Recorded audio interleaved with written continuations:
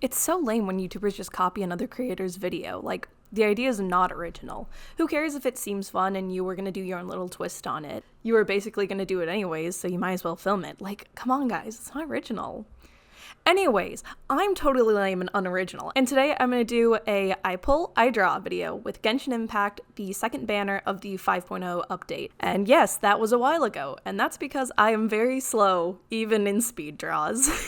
So without further ado, get yourself something to drink and something to do, and let's get started on this video. Also, I feel like I shouldn't have to say this, but I'm just gonna say it anyways. This video is not sponsored by Genshin Impact or Hoyoverse or anything like that. This is a non-sponsored video. Wish it was, but it's not. So the first character I pulled was the new shiny 5-star Dendro Claymore user, Kniech. My friend was really excited for me when I pulled him on stream because he claimed he was really good. Meanwhile, I was panicking because I was looking at him and I was looking at all the details on him, and I regretted my decision to try and do this challenge. But you know, your girl's not a quitter, usually, unless I lose Steam. But I haven't lost Steam yet, so yeah, your girl's not a quitter, guys. Since getting him, I have actually added him to my team, and I think he is currently one of my strongest characters. He's still technically underpowered for my world, but you know, that just happens when you go 2 world levels up in the span of about a week because you lollygag on the second world ascension quest and you keep doing commissions during that time. Now, even though he applies Dendro very well on enemies, I actually don't have a lot of characters that can play off of that very well. I don't have a Bloom team.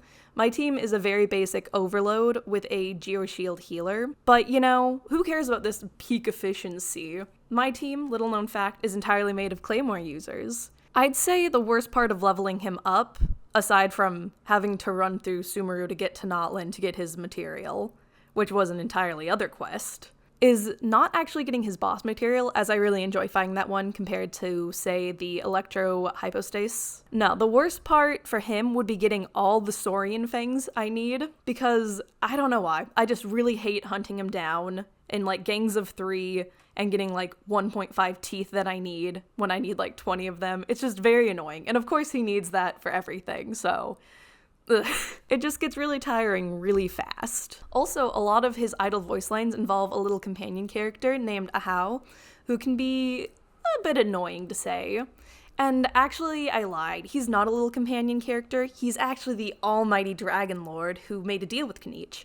Sure, he'll serve him now, but the moment Kniech dies, Ahau will be free to take his body and break loose on this world. Ahaha! But for now, he's just a cute little pixel dragon who just talks a big game. But enough about playing him. Let me tell you about drawing him. Like predicted, he was a bit of a headache to draw. He features a lot of geometric shapes to better match his 8-bit dragon companion, and he also has a lot of minor color shifts, like a lot of the Notlin characters have. Also, a little bit of a tangent, because when don't I give a tangent?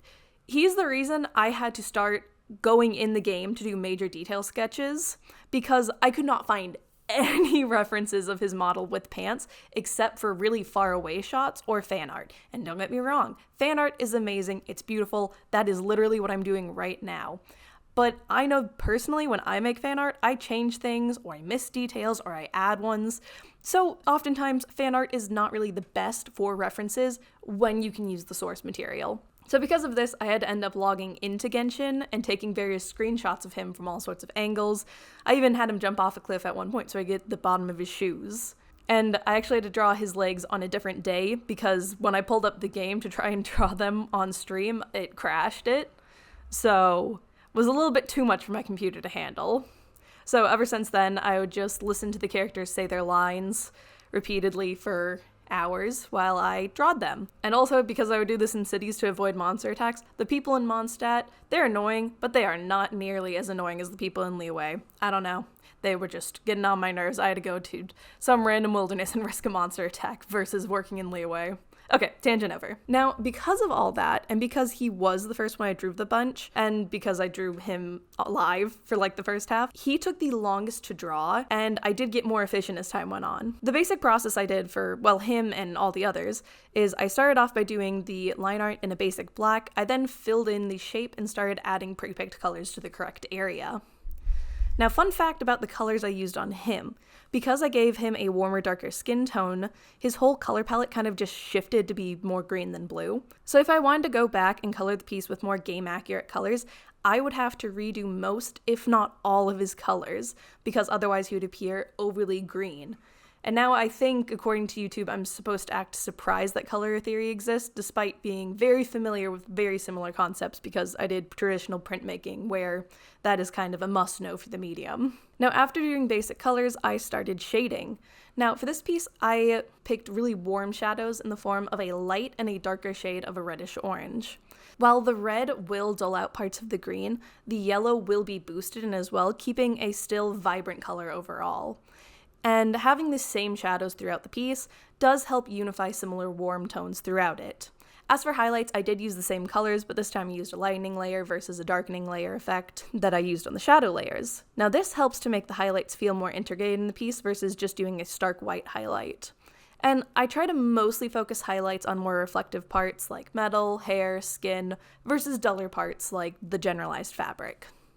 Now after doing my shadows, I then go to color my line art. Now, I don't do the whole lineless looking line art where you try to blend everything in.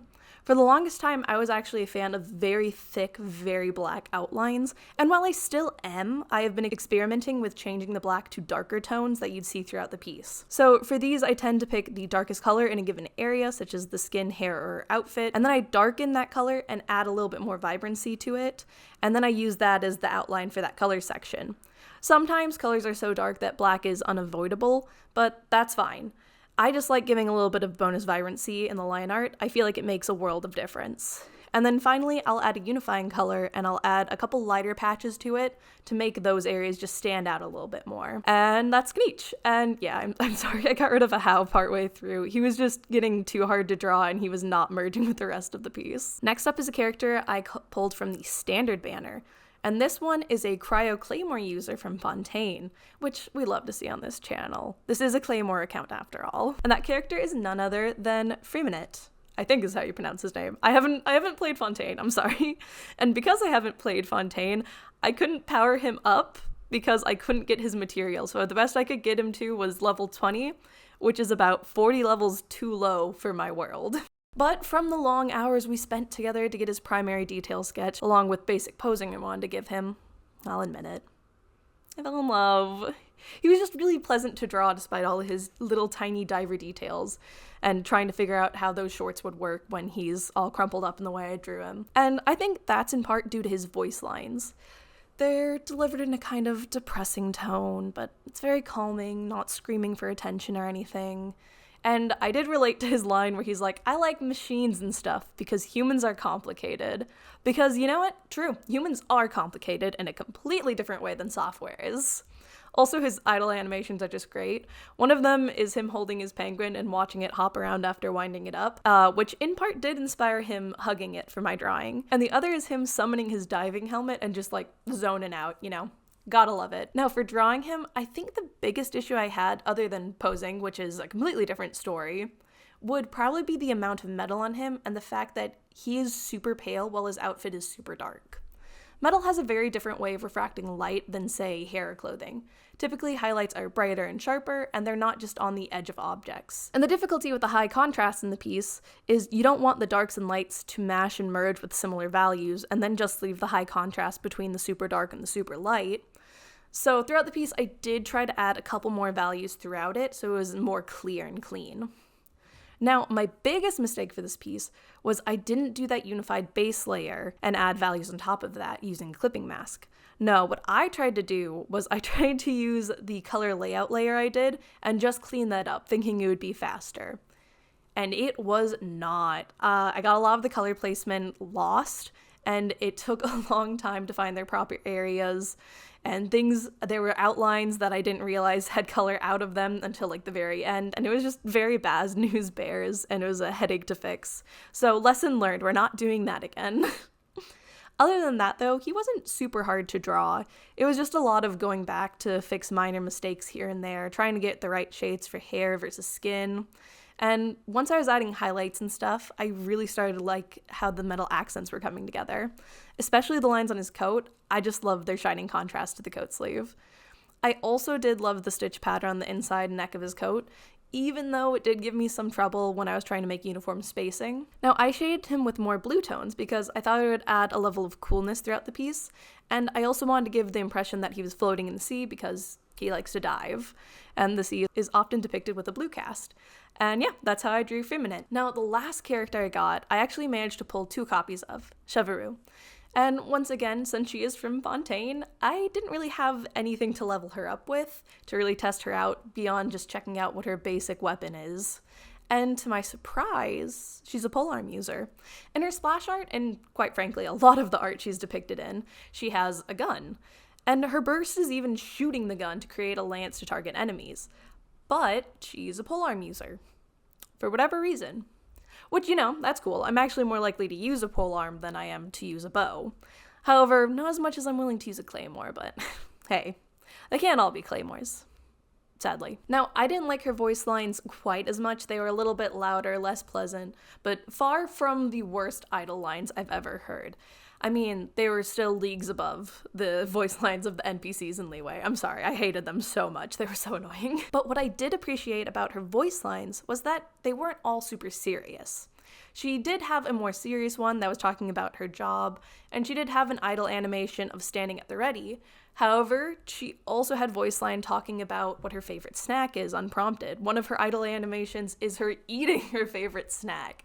And I just really appreciated that because without playing the main storyline, I really only saw her as a very serious character. But then seeing that idle animation and that voice line, I'm like, oh, no, she's also kind of silly too. And as such, I did want to pose her a little bit more casually without her gun to give her a more relaxed air. And it's definitely not just because I'm really bad at drawing weapons. Now, when it came to drawing her, she was actually the easiest of the bunch to draw. I think that was in part due to her being the last one I drew, so I already knew all the tips and tricks. And because she has a lesser amount of details, specifically with color changes. Now, she is still a Genshin character, so she still does have a lot of details, but they do bend more with her body compared to Kenichi's collarbone piece.